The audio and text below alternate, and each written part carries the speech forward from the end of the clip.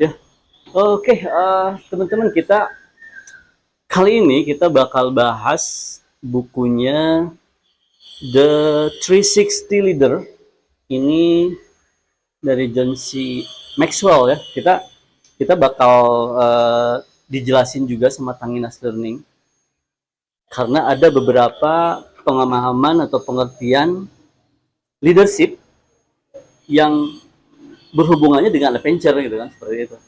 Jadi teman-teman eh, bisa memahami seperti apa sih tentang leadership itu gitu kan, seperti itu. Jadi leadership itu nggak mesti harus di perusahaan, tapi memang diaplikasikan, bukan diaplikasikan. Jadi ketika beradventure atau misalnya beraktivitas di alam bebas dengan jumlah peserta atau jumlah anggota yang lebih dari 3 orang, lebih dari 10 orang, tentunya dibutuhkan seorang leadership, kemudian juga koordinasinya seperti apa. Saya rasa di buku 360 leader ini atau 360 leader ini kayaknya bisa kita wajib di ini ya, dijelasin ya. Oke.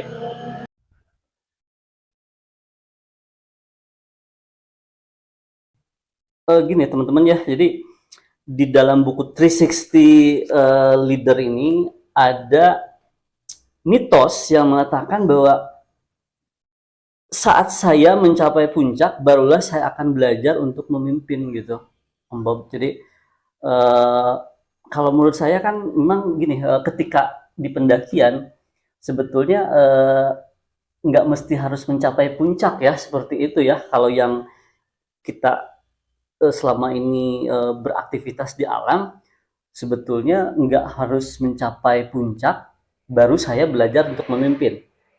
Tapi ketika perjalanan ya, tapi saya belum paham menurut Tanginas Learning gitu kan, Om Bob, ada pemahaman-pemahaman tersendiri gitu seperti apa gitu.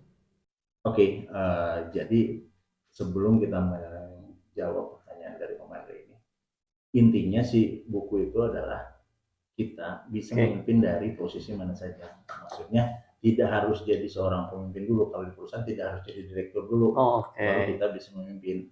Tapi di saat kita ada di tengah atau bahkan di saat kita jadi anak buah pun, sebenarnya kalau kita punya jiwa memimpin atau kita mampu melakukan perubahan, mampu melakukan sesuatu yang bisa untuk kebaikan perusahaan itu, kita bisa disebut pemimpin. Nah, sama dengan di saat acara petualangan atau acara adventure kan, maksudnya kita tidak harus jadi tim leader untuk bisa memimpin.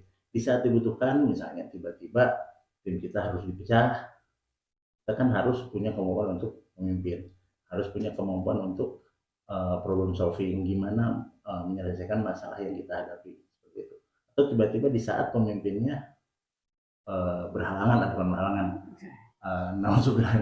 ada masalah kan, otomatis harus menunjuk pemimpin baru yang memang bisa untuk melihat situasi supaya tidak bertambah buruk situasinya kan.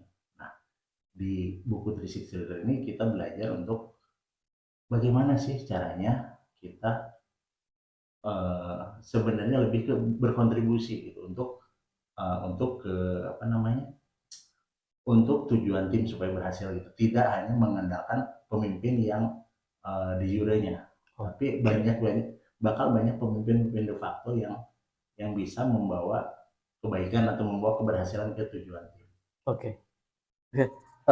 Jadi leadership itu tidak semua, nggak mesti harus ditunjuk ya. Jadi memang masing-masing peserta seolah-olah punya inisiatif untuk melakukan sesuatu seperti itu atau gimana gitu kan, karena kan artinya setiap orang itu punya jiwa-jiwa leadership gitu kan ya, Pak Bobi ya. Oke, kembali lagi ke buku yang tadi, bahwa untuk menjadi seorang pemimpin kita tidak harus jadi manajer, tidak harus jadi direktur. untuk dapat membawa perubahan terhadap organisasi.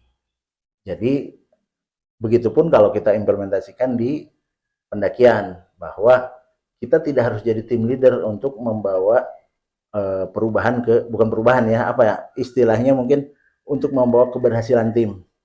Siapapun yang punya sense of leadership, mereka bisa memimpin tim gitu. Tapi bukan berarti bersaing menjadi dengan tim leader yang sesungguhnya. Bisa jadi kita menginspirasi mereka gimana di saat mungkin si tim leadernya atau stuck atau bingung atau lagi ngeblank. Bisa jadi seseorang yang punya jiwa leadership itu support kepada tim leader yang sesungguhnya. Atau di saat keadaan darurat ya, balik lagi ke tadi, keadaan darurat, kita punya inisiatif-inisiatif apa yang dapat menyelamatkan kita, inisiatif-inisiatif apa yang dapat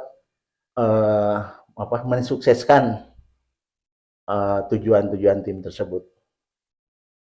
Jadi setiap peserta si pendakian itu sebetulnya ketika ada sense of lead-nya, itu setiap orang memiliki leadership ya, seperti itu. Jadi nggak mesti harus si leader untuk memerintahkan atau misalnya menjelaskan atau misalnya mengarahkan suatu aktivitas kan, seperti itu. Jadi masing-masing peserta ketika punya sense of leader-nya masing-masing untuk mencapai tujuan kan, seperti itu gitu kan. Oke, teman-teman, seperti itu. Jadi intinya setiap orang itu memiliki sense of leadership. Nah, oke. Untuk saat ini seperti ini. Nanti selanjutnya kita bakal bahas buku 360 Leader dalam sebuah kegiatan pendakian. Oke.